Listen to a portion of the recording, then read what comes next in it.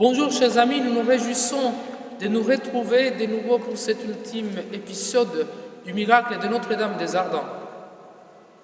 Hier, nous avons assisté à la réconciliation entre Itier et Normand, ces deux ménestrels qui se vouaient une haine mortelle et qui se sont réconciliés à l'instance de Monseigneur Lambert de Guines. Aujourd'hui, en cette aube du dimanche de Pentecôte 1105, nous allons assister à l'apparition de la Vierge Marie dans la cathédrale d'Arras. Hier, vous vous souvenez, nous avons assisté à cet événement en soi relativement incroyable, la réconciliation de nos deux ménestrels, Itier et Normand, qui se vouaient une haine mortelle. Réconciliation voulue par la Vierge Marie et dont l'évêque a été l'artisan.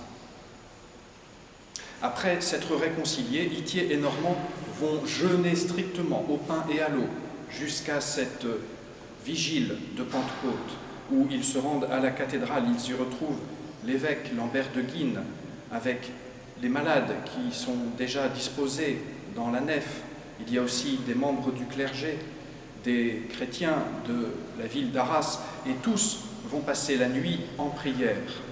En ce dimanche de la Pentecôte, 28 mai 1105, au premier chant du coq, nos deux ménestrels voient descendre depuis la voûte de la cathédrale la Sainte Vierge Marie, toute resplendissante de clarté, et tenant dans ses mains un cierge allumé. Le Saint-Cierge est remis aux ménestrels en présence de l'évêque et de membres du clergé d'Arras.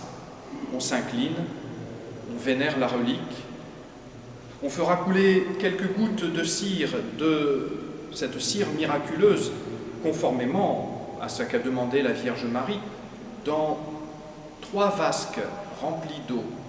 On donne cette eau à boire aux malades, et les malades qui la boiront vont trouver la guérison. Un seul mourra, celui-là même qui a refusé de croire et qui a d'ailleurs, en forme de défi, proclamé qu'il aurait préféré qu'on lui serve du vin. Beaucoup de joie s'empare du peuple d'Arras, le peuple qui, en grande liesse, va chanter les louanges de Marie. Chers frères et sœurs, nous allons, comme dans chaque épisode, nous mettre à l'écoute de la parole de Dieu, une parole qui va illustrer cette grande apparition de la Vierge Marie aux deux ménestrels ainsi que tous les malades à la cathédrale. De l'Évangile selon saint Jean, au chapitre 2. Le 3e jour, il y eut un mariage à Cana de Galilée. La mère de Jésus était là. Jésus aussi avait été invité en mariage avec ses disciples. Or, on manqua de vin. La mère de Jésus lui dit : « Ils n'ont pas de vin. » Jésus lui répond : « Femme, que me veux-tu ? Mon heure n'est pas encore venue. » Sa mère dit à ceux qui servaient : « Tout ce qu'il vous dira, faites-le. » Or, il y avait là 6 jarres de pierre pour les purifications rituelles des Juifs. Chacune contenait 2 à 3 mesures, c'est-à-dire environ 100 litres. Jésus dit à ceux qui servaient : « Remplissez d'eau les jarres. » Et ils les remplirent jusqu'au bord. Il leur dit : « Maintenant, puisez et portez-en au maître du repas. » Ils lui en portèrent, et celui-ci goûta l'eau changée en vin. Il ne savait pas d'où venait ce vin, mais ceux qui servaient le savaient bien, eux qui avaient puisé l'eau. Alors le maître du repas appelle le marié et lui dit : « Tout le monde sert le bon vin en premier, et lorsque les gens ont bien bu, on apporte le moins bon. Mais toi, tu as gardé le bon vin jusqu'à maintenant. » Tel fut le commencement des signes que Jésus accomplit. C'était à Cana de Galilée. Il manifesta sa gloire et ses disciples crurent en lui. Frères et sœurs, nous venons d'entendre une parole qui nous aide à tous C'est le premier miracle de Jésus-Christ dans sa vie publique. Et nous voyons qu'il se passe au cours d'un mariage où la Vierge Marie intervient pour les invités ainsi que pour les mariés. Il leur manquait le vin. Et la Vierge Marie, elle intervient comme elle a intervenu aussi dans cette ville d'Arras, comme elle a voulu intervenir au monde entier dans ses apparitions, mais en particulier ici avec ces miracles de Notre-Dame des Ardents. Elle a voulu toujours intervenir pour sauver son peuple, le peuple de son Fils. Et aujourd'hui, dans nos jours, elle intervient de nouveau, parce qu'elle nous prépare à ce que nous allons vivre dans quelques jours, à la veillée de Pentecôte. Rappelons-nous que Marie, avec les disciples, attendait la venue de l'Esprit. Elle nous prépare d'une manière ou d'une autre à rejoindre son Fils, à nous réjouir aussi parce qu'elle a une grande mission pour chacun de nous. Elle nous montre son Fils. Elle nous prépare à chacun de nous à pouvoir, à l'intérieur de nous, nous préparer à la venue de l'Esprit. Et l'Esprit fait à nous une grande mission, c'est de nous réjouir. L'Esprit Saint, c'est comme le vin, il nous réjouit, il nous remplit, il nous encourage et il nous donne la force de pouvoir vivre chaque événement de nos vies. Comme nous l'a dit le Père Hendry, le signe de Cana, le signe du vin, du meilleur vin donné en abondance aux noces, est comme un signe prophétique. Cana, c'est comme une prophétie de ce qui va commencer à se réaliser au jour de la Pentecôte. Le vin nouveau de l'Esprit va être répandu dans le cœur des disciples. Ils vont être remplis de l'Esprit Saint, comme Jésus avait ordonné de remplir les jarres, et les serviteurs les remplirent jusqu'au bord.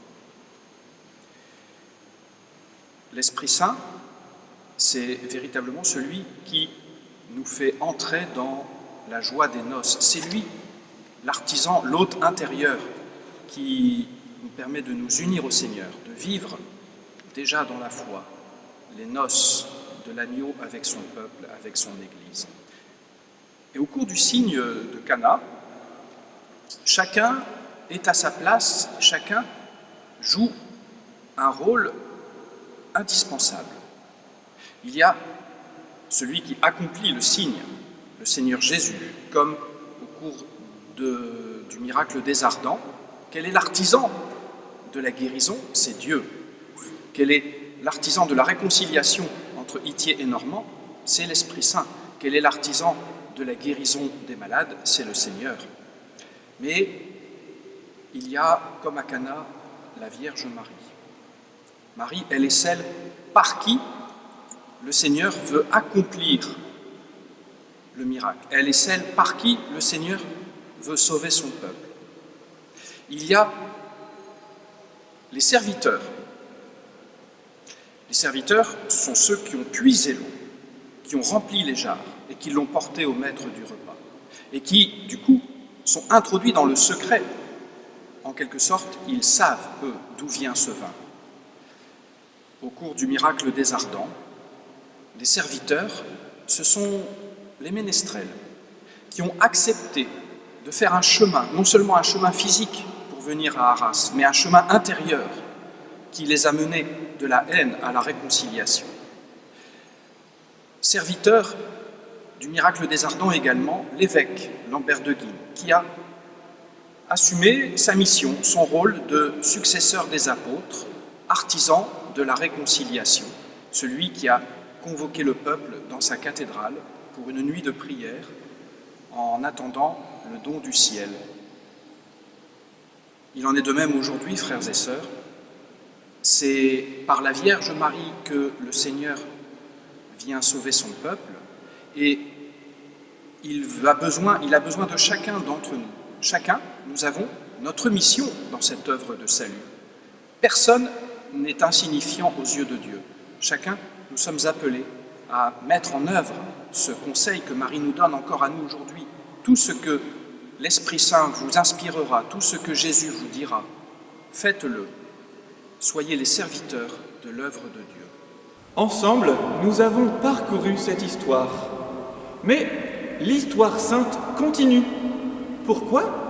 Parce que l'Esprit Saint renouvelle la face de la terre. Il fait toujours toutes choses nouvelles à la prière de la Vierge Marie. Et cet Esprit Saint que nous attendons tous, nous nous préparons, nous sommes très proches à la veillée de Pentecôte. Évidemment, cette année, il aura une tonalité un petit peu particulière. Nous serons tous masqués, nous porterons les gels hydroalcooliques, nous devrons garder les gestes barrières. Tous ces décors que nous porterons, ce n'était pas important. L'important, c'est de pouvoir nous préparer à la venue de l'Esprit, c'est-à-dire préparer notre cœur. Et c'est là que la Vierge Marie a voulu faire ici dans cette ville d'Arras, c'est-à-dire de réjouir tous les Arageois de cette grande épidémie qui ravageait la ville, mais qui a fait une guérison. Et il guérit, l'Esprit nous guérit à chacun de nous.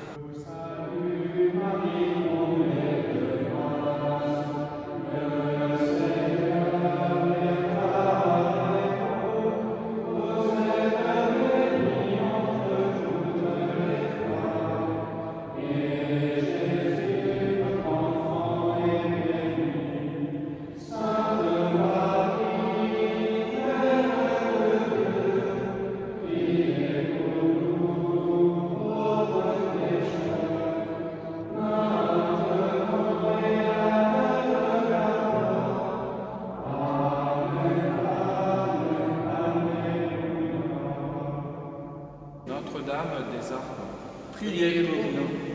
Avec Notre-Dame des Ardents, Nous vous souhaitons une belle fête de Pentecôte. à bientôt.